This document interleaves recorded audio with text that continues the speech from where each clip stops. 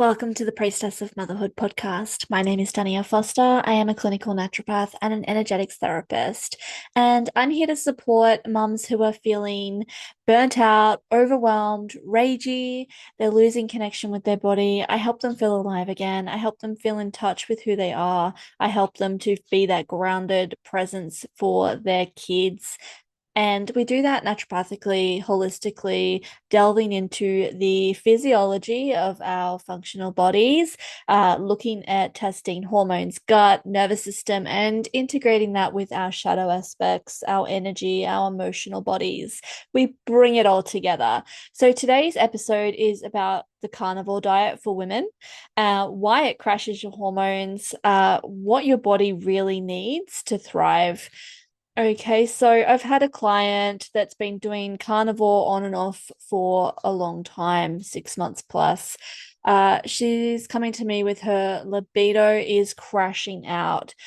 She's snapping at her partner. She is struggling with sleep. Her hair is dull. She's just feeling really bleh in her body. She's got weight that she just doesn't want to hold anymore. She wants to shift these last kilos. She's pushing her body really hard, not just with diet, but with working out, with high stress jobs, with all of these different things. And I've told her, like, you need to really nourish your body. You need to include carbohydrates that are going to nurture your body. You need fiber to heal your gut. Your gut microbiome is starving. And she has come back with, like, oh, I can't tolerate fiber. It makes me feel bloated. I get abdominal cramping and pain. Carnivore is the only thing that makes me feel better. And do you know what that tells me? That tells me that we need to fix your gut. Your gut sounds like it is completely stripped of its microbiome, and that microbiome job is to help your body process the fiber, and then that process helps your body fight inflammation and helps your body to balance your hormones, create neurotransmitters that will help you feel calm and relaxed rather than agitated and ragey and snappy at everybody. So we cannot move forward until we restore your gut. There's no avoiding fiber. We cannot avoid fiber forever. Our body needs fiber. Our gut bacteria needs fiber to survive and be a healthy, thriving ecosystem. And if you can't tolerate that fiber, those different types, whether that's things like lentils, nuts, seeds, chickpeas, beans, different types of whole grains, vegetables, different types of vegetables like cruciferous veg, you avoid them, garlic, the inulin type fibers like onions, garlic, asparagus, all of these different things. If there's a particular type of fiber that your body's like, nah, not going to do that, that one makes me gassy, makes me painful, I can't handle that one, I'm just going to avoid it. There's something that your body is trying to tell you. It's a sign from your body that we need to pay attention. We need to go in and nourish an aspect of your microbiome because we shouldn't just eliminate it forever. Taking it away for a short term can be healing whilst we nourish the roots and get your body back on board. So today we're talking about the carnivore diet, when it might work as a short-term tool, why it crashes your hormones in a long-term basis, and why your gut needs fiber. Even if you can't tolerate it right now, let's talk about how we can help you to bring it back into your everyday diet. So, when the carnivore diet might work for you. So, look, I'm not here to demonize the carnivore diet completely. I really think that carnivore diet has some really good benefits. It's going to get your protein levels up, and that's really important, especially for so many women who are not eating enough protein. Protein is one of the building blocks that is going to help your nervous system and your hormones get back on track. There are situations when it can be really useful therapeutic tool short term.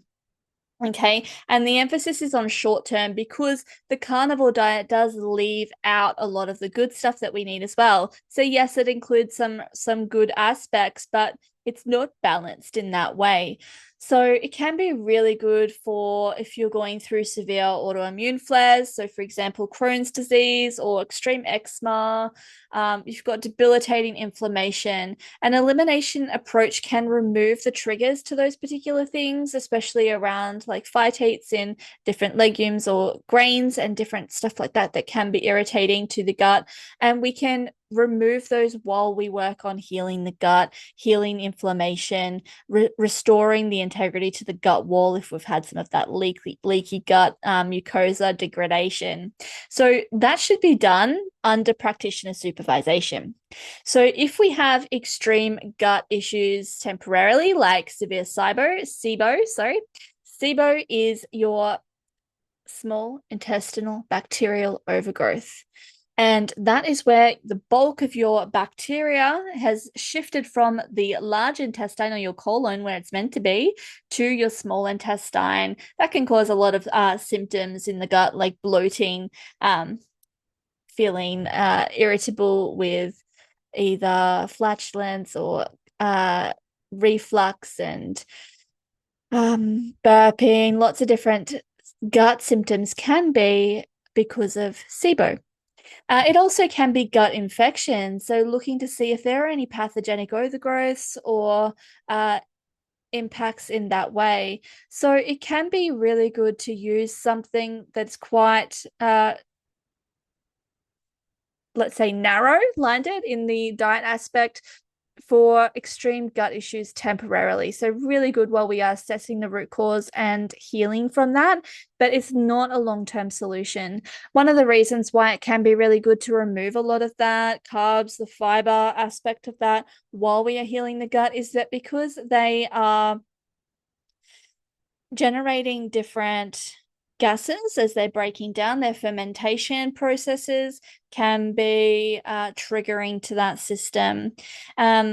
So helping to remove that while your body creates a system to be able to deal with them can be helpful.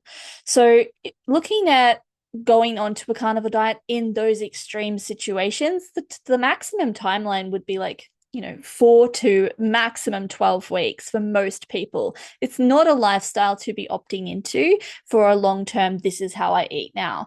Carnivore diet is meant to be a therapeutic way of resetting the body and while you're doing some under the surface healing. It's not for general health. It shouldn't be used for weight loss. It's really specific. It's really targeted therapeutic application.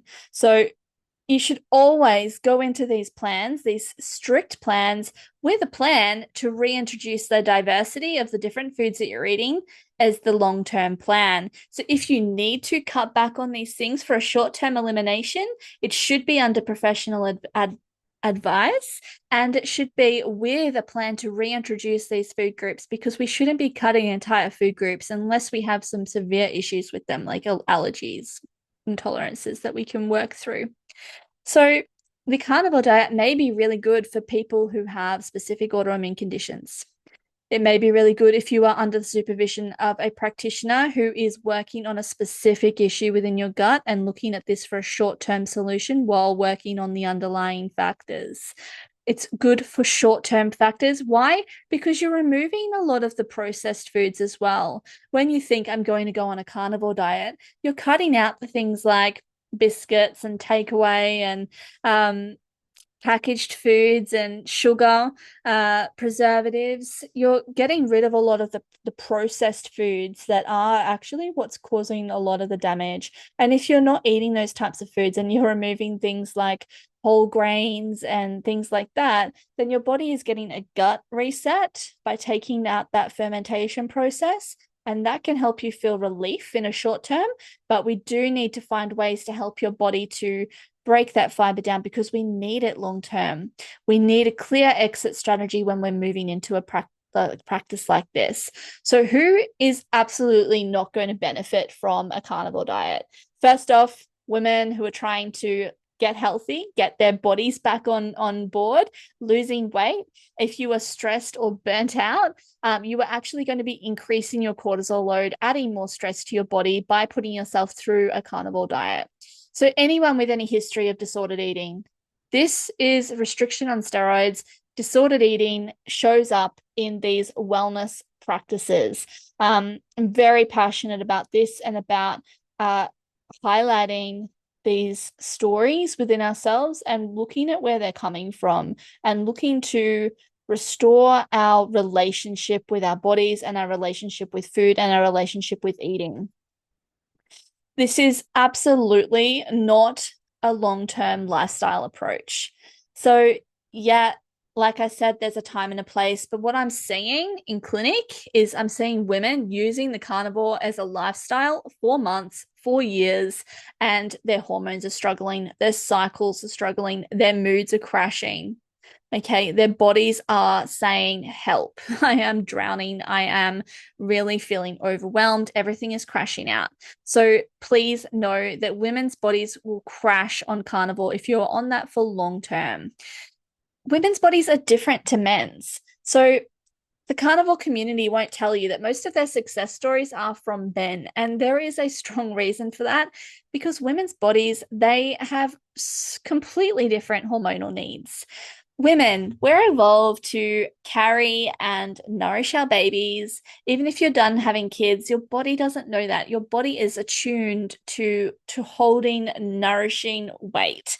We're attuned to have monthly hormonal cycles, fluctuations up and down. We're attuned to maintain more body fat for reproduction, for our fertility awareness.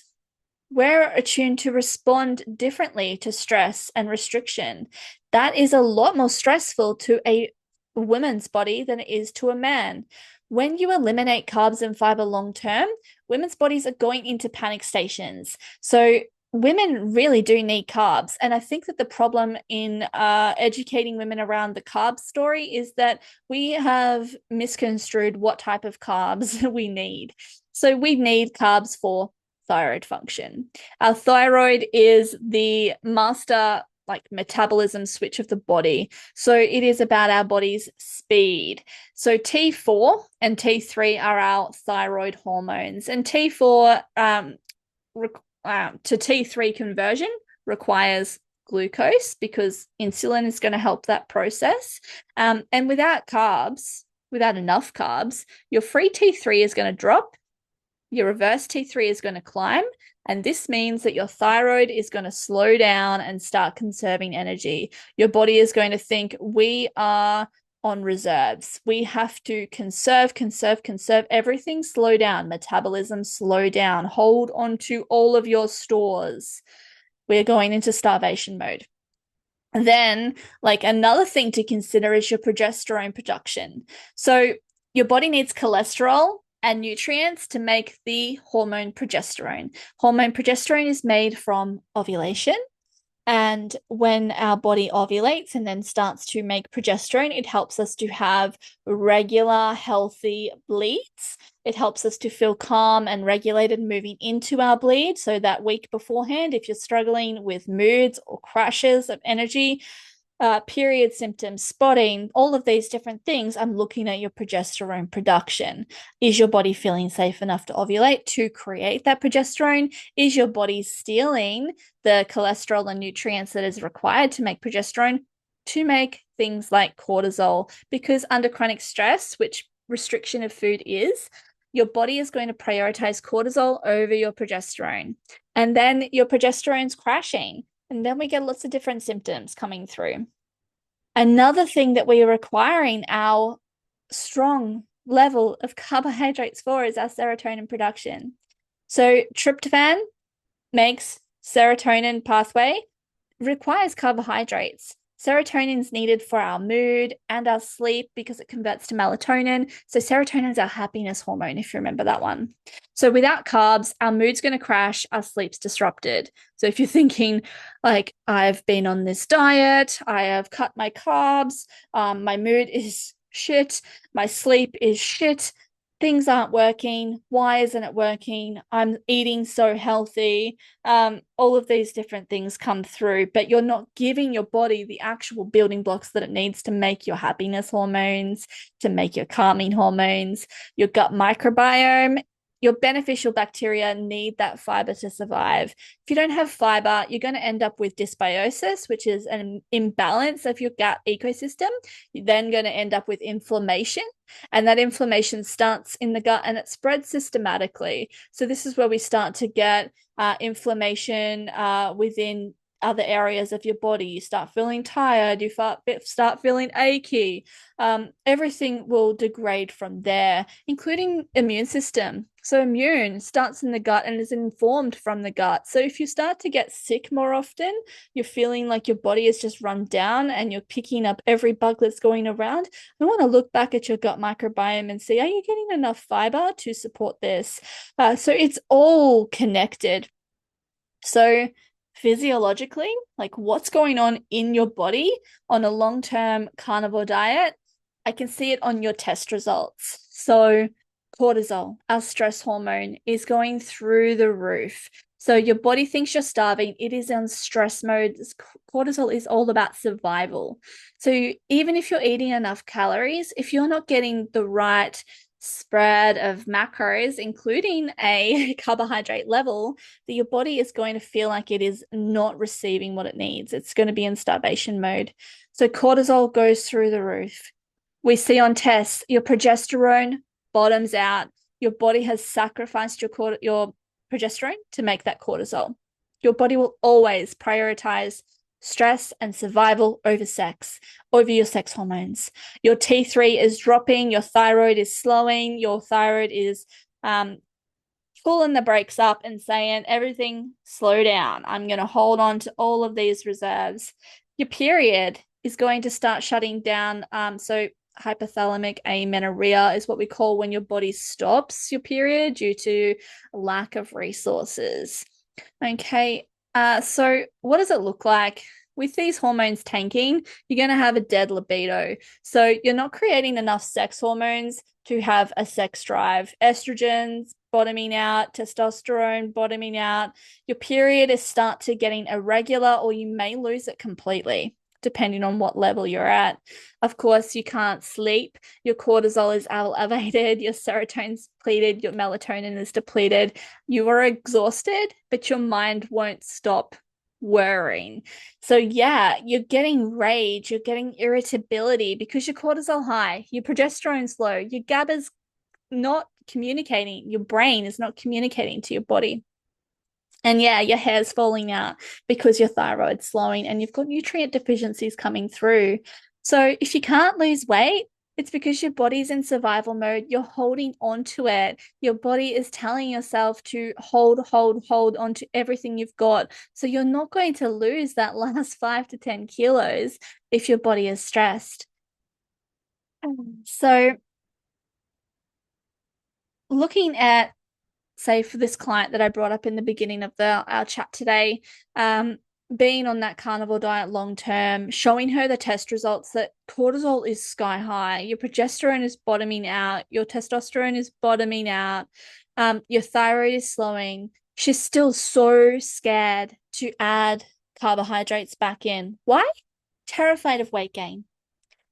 And we come against this again and again and again, and it fucking pisses me off. I'm sorry, but it pisses me off that so many women are led to believe that it is more important to drop that last 5 kilos and fit into the dress, fit into the skinny jeans, look the part of, say, an 18-year-old girl when you're in your like late 30s to 40s. And she's losing out on libido.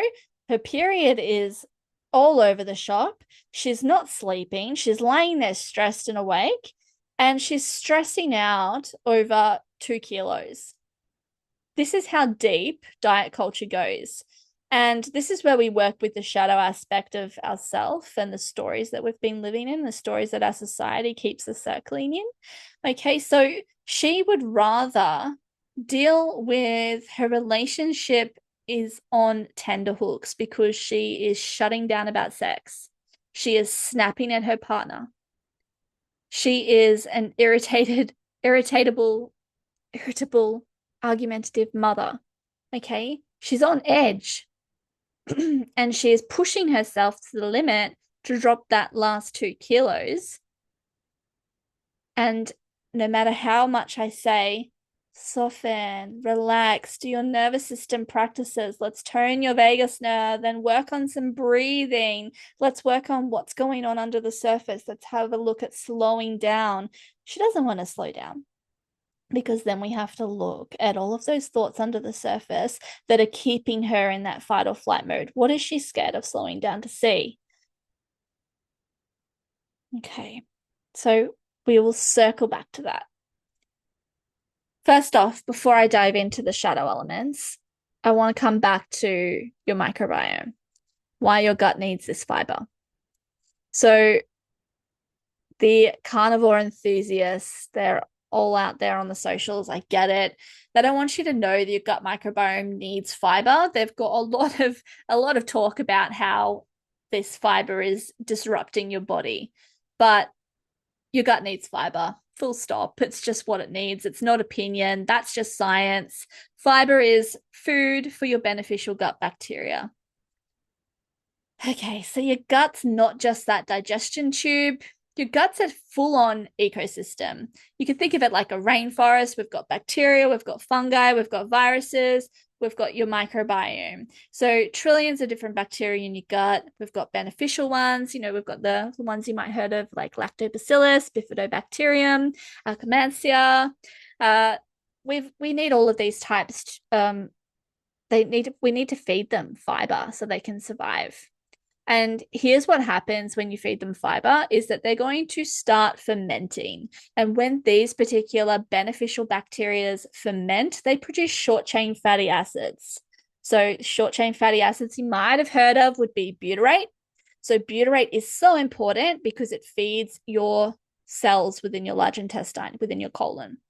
So butyrate is our anti-inflammatory superstore. It strengthens your gut barrier, that gut wall. So if you've heard of leaky gut, we need butyrate to keep it strong. It supports your immune function, stops you getting sick all the time. Another short-chain fatty acid that's really important, it comes from breaking down our beneficial bacteria or fermenting it, is acetate. So that's going to regulate your appetite and your metabolism. So we talked about getting your food to stimulate your appetitism and help your metabolism and get your body to start burning through the right types of fuel. We need to have the right types of fiber to break down and create these short-chain fatty acids like acetate to be able to keep your appetite regulated so you're not feeling hungry all the time. And then your body is going to start burning through the right types of fuel. Propionate regulates your blood sugar, supports your liver detox processes. So by getting the right types of fiber in your body, you're also regulating your blood sugar and you're supporting your body's natural detox pathways. So these aren't optional things. Getting the right types of fiber, diverse range of fiber is essential for your health. If you do not get enough fiber, then you start to starve your beneficial bacteria. And that's really what the carnivore diet is completely doing. If you're on that long term, it is starving your beneficial bacteria. So starving them, of course, we get dysbiosis, that imbalance. So that makes room for pathogenic bacteria to overgrow. So they're the bad types. They're the ones that are causing inflammation. They're causing beautiful optimal environments for things like worms and things to take over for that. You're going to lose that microbiome diversity. So diversity is so important to be able to have all of these different factories of different strains of bacteria doing different jobs. So when you're on a really, really restrictive diet, like the carnivore diet, you're losing that range of diversity. And once you kill off one of your strains of bacteria, it is so hard to get them back. We've had strains of bacteria in our microbiome since birth. So when we are able to nurture and build resilience within our microbiome, then we are nurturing all of those strains that we've had since going through the birth canal, being breastfed. All of that good work gets nurtured over the long term. And if we lose those strains, they're gone. Okay. If we are losing these beneficial strains of bacteria, starving them out, then your inflammation is going to increase. You're not getting enough butyrate production coming from that short-chain fatty acids or the breakdown of those beneficial bacterias. And then you're going to end up with inflamed gut lining. So therefore you get more intolerances to more things. You might start to notice I'm getting intolerant to more and more different types of food. It's because your gut's inflamed. We kind of need to support that gut barrier, because leaky gut develops. That's when your gut barrier starts to break down. We start to get separation in the cells, and more proteins can move into the bloodstream, and more immune reactive is going to come through. So 70% of your immune system is in your gut. And if our gut starts to decline in health, then you're going to have immune dysfunction. Mood issues are guaranteed. The gut-brain axis is disrupted, then you're going to lose production of your serotonin, your GABA, all of that's affected. And therefore, our happiness and our calm and relaxation. So our hormones are also affected by this. Our gut bacteria helps to metabolize our estrogen through the estrobolome. And that means that if our gut is not optimally breaking down that estrogen, then our body recycles it. It just takes that estrogen back into the system. And that leads us with extra hormonal imbalances. Having too much estrogen can lead to the painful breasts and the heavy periods and headaches and different things like that that can come from that. So you can't have a healthy gut microbiome without your fiber. That's just end of story. So studies have shown that people that are on long-term carnivore diet lose their microbiodiversity, and we really need that diversity for your health. Your microbiome should look like that thriving rainforest, hundreds of species working together. Everybody has their own job to do, and it needs to be working together. And carnivore diet is going to turn that into a desert. So I am always very concerned when somebody has been on a very restrictive diet like this for a long time. Fiber is non-negotiable in your gut health. Number one, if you can't tolerate that fiber right now, that's a sign that something is wrong within your gut ecosystem.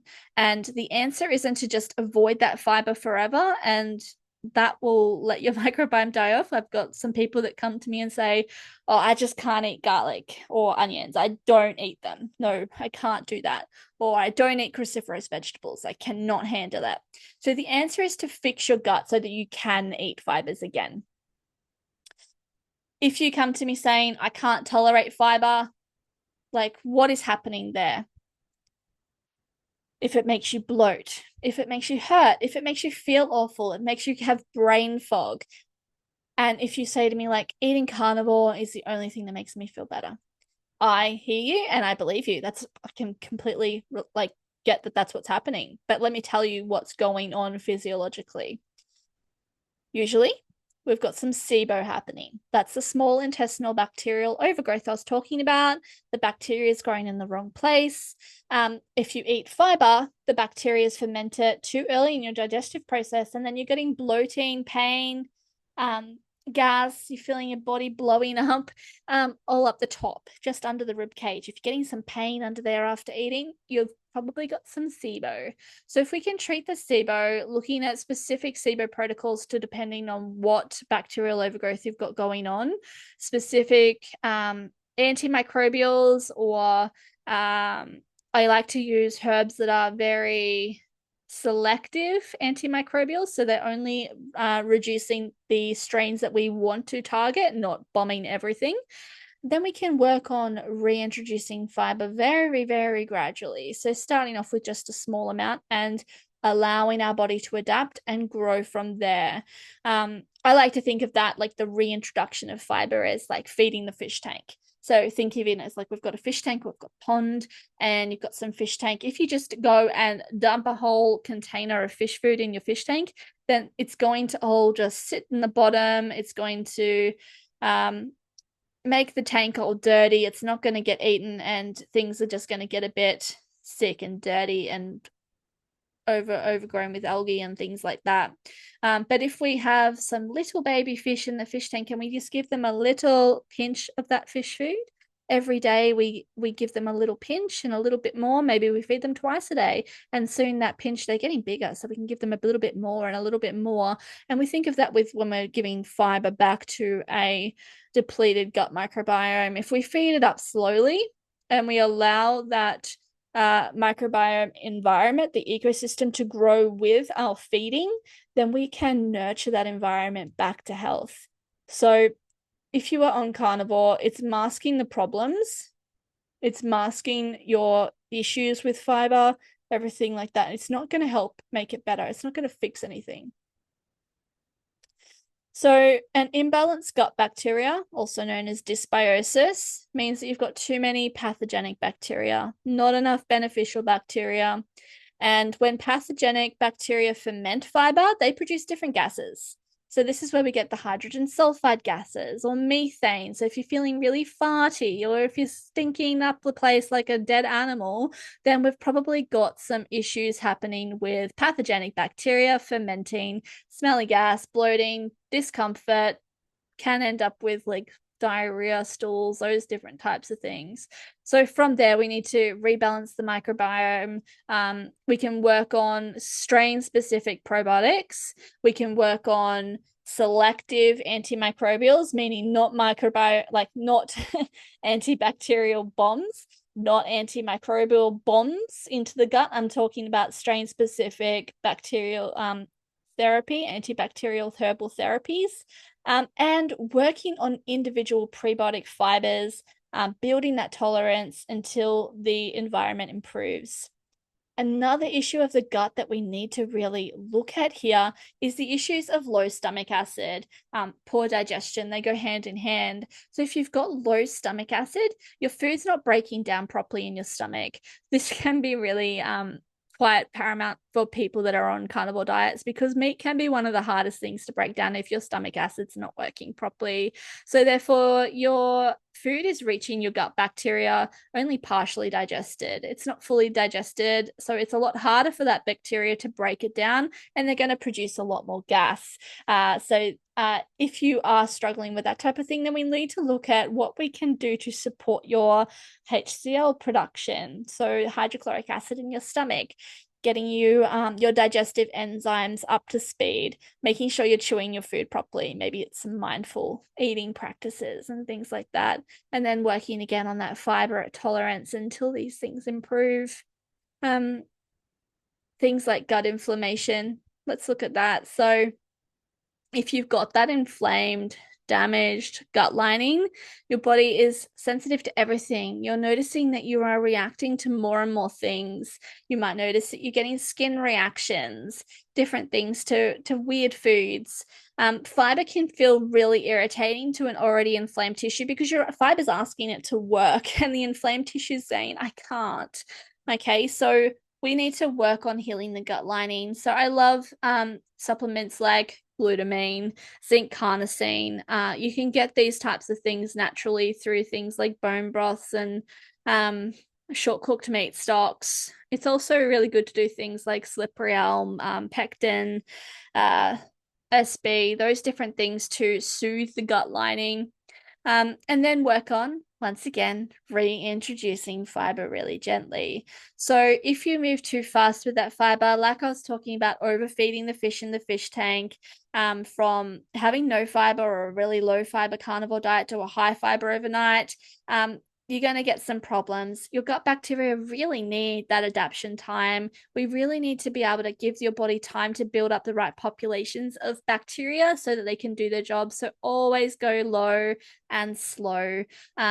If you give your body really easy to digest foods to get started, that can work really well. So one of the first steps to start if you're increasing your fiber or upping your fiber would be some like slow cooked veggies, maybe in your beef stews or things like that. You can just add some nourishing root veggies, smaller amounts, really gradually, and increase them.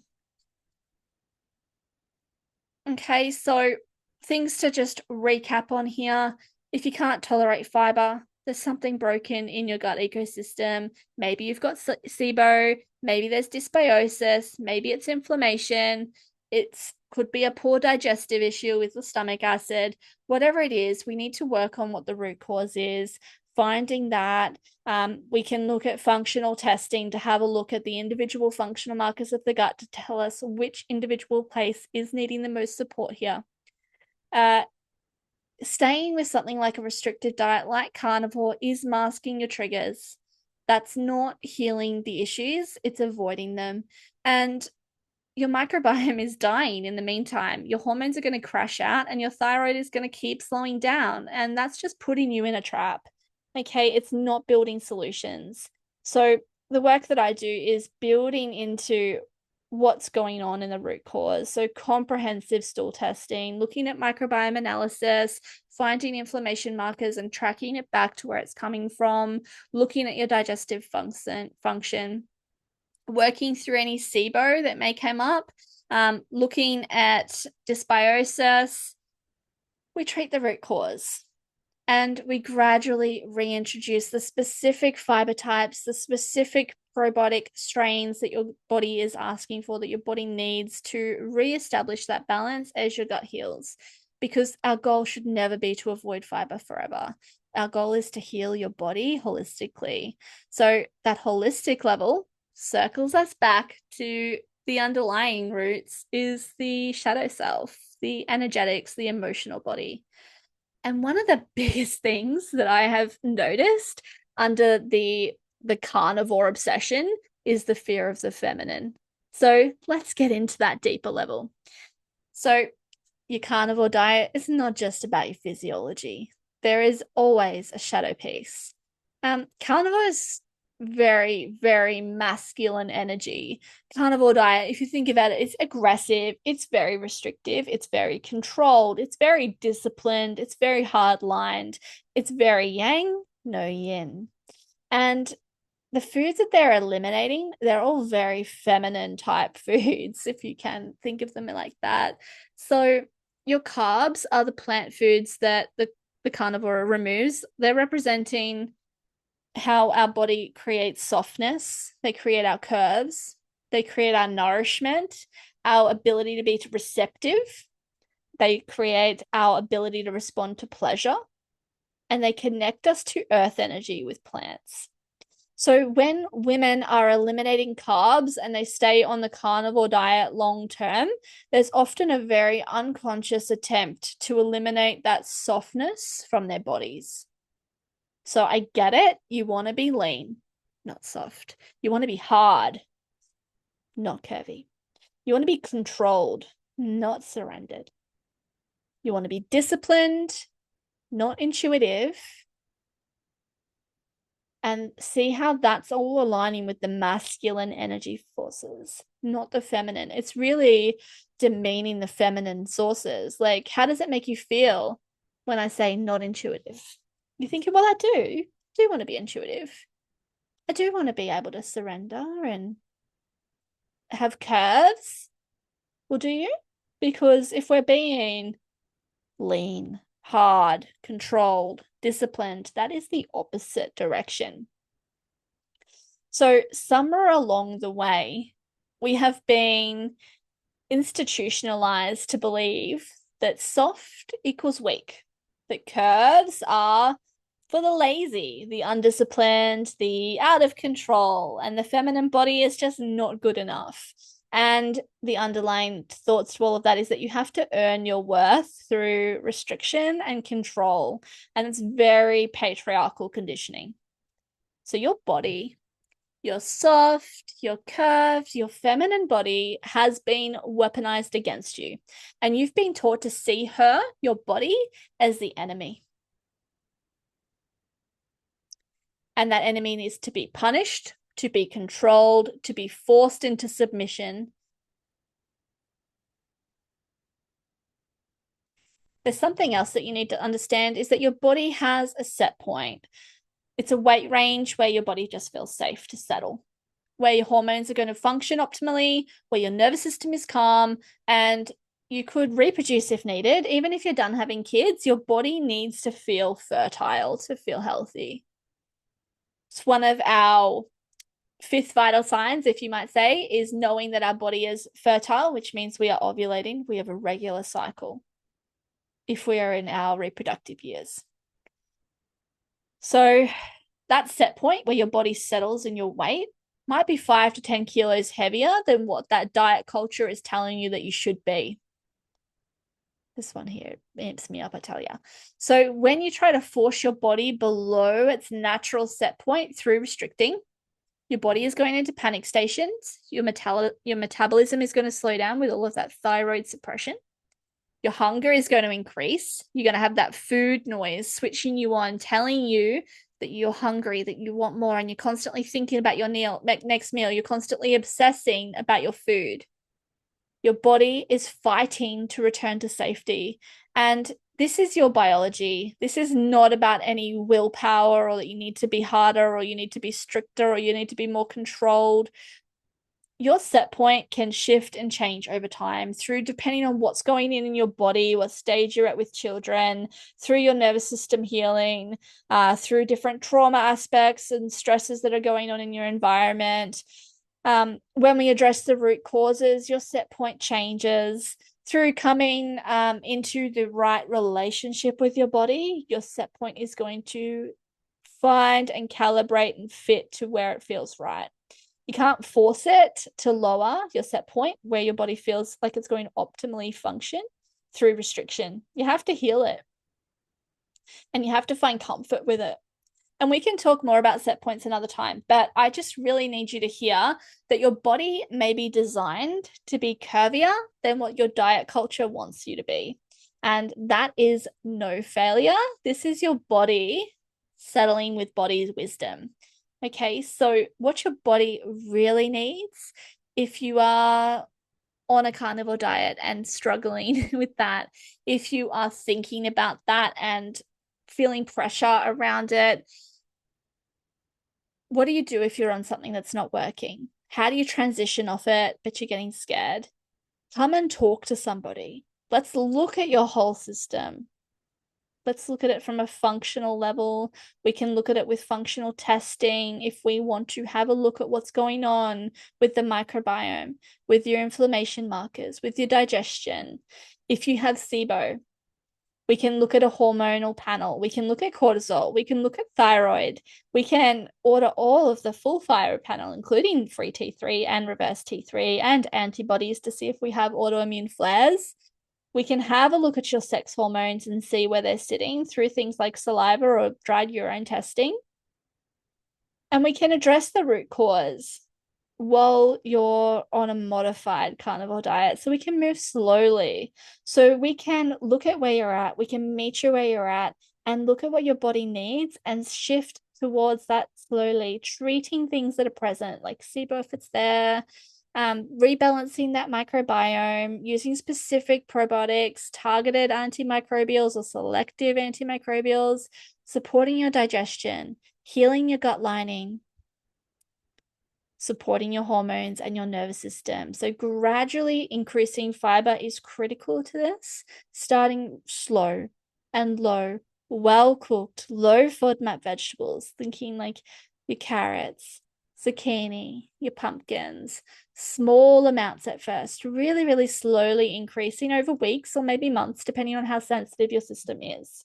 And we're going to monitor that, monitoring your tolerance, working with me, a practitioner who understands how to listen to the gut and the symptoms of what it's saying. So women's bodies really need a few things for thriving. We need protein. Keep it up, but you don't need 200 grams a day, okay? Healthy fats are essential for women's hormones. Complex carbohydrates. This is the key. Your carbohydrates need to be the complex type. Don't be scared of complex carbs. Sweet potatoes, white or brown rice, oats, quinoa, your root vegetables. Your thyroid needs these, your brain needs these. They're going to give your brain the glucose fuel that it needs. Your hormones need these. You need that rich, fiber-rich vegetables. Cook them first, slow cooked vegetables, not raw vegetables to start. And you need a variety. Think about all the different bacterial strains. We've got to feed all of those different bacterial strains, and they all have a different taste. So we want different colors for different phytonutrients. We want a huge range of diversity. So I will tell you the goal that I am shifting you up when we are working together is up to 40 different types of plant foods across your week.